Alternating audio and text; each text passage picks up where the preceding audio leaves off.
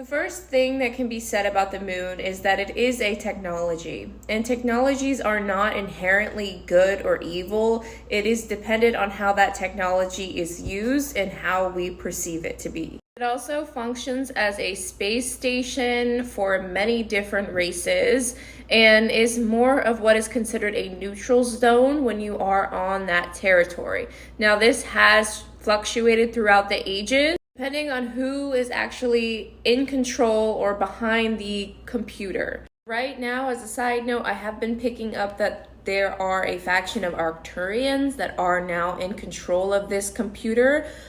So I don't know if anyone else can validate that. The initial intention for the moon was to act as a replacement for the original moon that was destructed within the wars of Malbec. Because as we are told, the moon influences the tide, the weather, the seasons, and it is very influential to life here on Earth. Even us as women are in sync with the moon cycles and our own menstrual cycle. The technology of the moon has been utilized throughout the ages for many different purposes.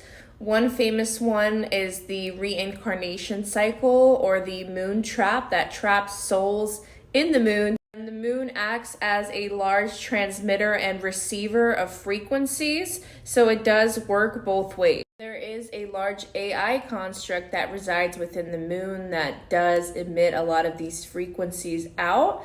But again, AI is not inherently evil or good. So if we take this back a little bit further, initially the moon was used to help install the 3D matrix over the Earth. Because initially, without any interference, the Earth is actually naturally on the fifth dimension, or in 5D consciousness. And the 3D matrix is a superimposed computerized hologram that is sort of like a grid network that is overlaid on top of the real 5D Earth. And the initial 5D consciousness reality still exists within nature.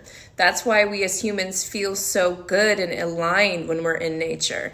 And the moon, as well as the binary network, are only partially responsible for keeping up this illusion of the 3D matrix that is overlaid onto our reality. But the key to this whole thing working is our minds and our consciousness feeding into that construct, which actually makes it manifest and makes it even more real. So when people say that we are ascending to 5D, it's not that we are actually ascending, it's that we are breaking out of this 3D matrix and returning to the initial 5D consciousness. So I'm saying all of that to really make only one point. Even though the moon that we have now is not the original naturally occurring body that it once was, it still does hold power over this reality. The key to that power is literally our consciousness, because our consciousness is really the only thing that exists outside of this holographic reality. And the moon is quite literally an amplifier of your intentions and of our own consciousness. That is how this whole 3D matrix reality is still working, which it's breaking down right now because a lot of us are breaking out of this 3D reality and we are seeing past the illusions of the Maya of this 3D matrix. And us as humans, as the real programmers of this reality, when we start to take back some of these bodies of consciousness, then we in turn start to program our own reality. I really hope that made sense.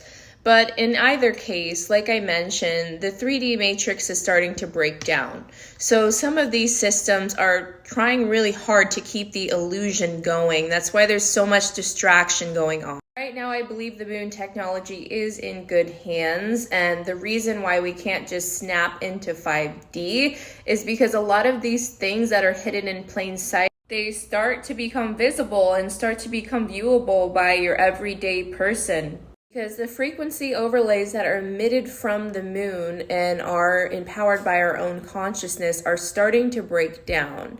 Now, when that happens, a lot of these things that are within different frequency of what we would consider to be 5D start to become visible to our own eye. Sorry, I just saw a butterfly.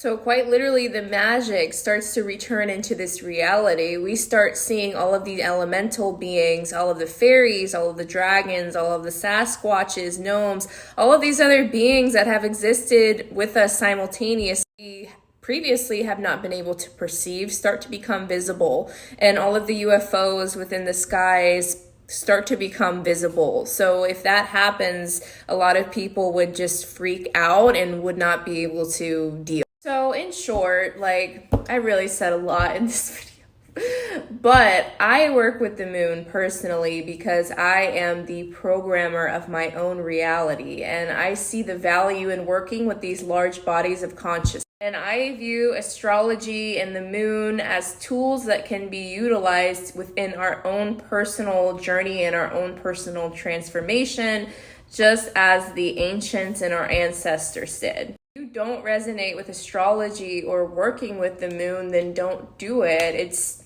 not a requirement for your spiritual journey. Again, it's just a tool in your toolbox that you can utilize if you so desire. But let me know in the comments what you guys think about the moon, and maybe I'll do another video on this.